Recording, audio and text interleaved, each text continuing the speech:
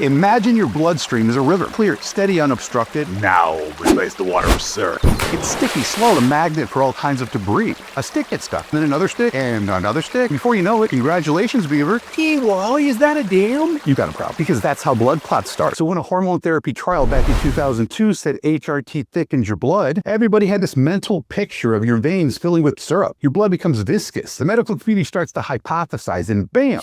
They come to the conclusion that blood clots are no longer an if, they're a when, which sounds logical on the surface, but there's a lot more to the story. Testosterone can increase your red blood cell count. A little. Think slightly thicker. But when monitored properly, it's no different than lifting weight. It's a controlled adaptation. And for most people, their body gets used to it over time. But if you're not most people, you simply go to the Red Cross or some other facility and give blood. And how does that help? When you give blood, blood leaving your body has red blood cells in it. But when your body makes new blood, it doesn't add those red blood cells. So you've effectively diluted your blood. Your river is once again flowing clear and clean and unobstructed. Obviously, this is important. And if your clinic doesn't know what they're doing, you could be in for a bad experience. Only if you classify a stroke as a bad experience. I do. But with professional monitoring by a well-trained licensed medical staff, your risk is extremely low. So yes, unmonitored or mismanaged hormone therapy can increase your risk of clot. But so does sitting on your ass, smoking, birth control, flying coach for 24 hours when you're 6'3" tall and weigh 300 pounds. So don't fear the syrup. Fear incompetence. And yes, I'm talking about your existing clinic. Just call Viking. Switching to this is simple, easy, and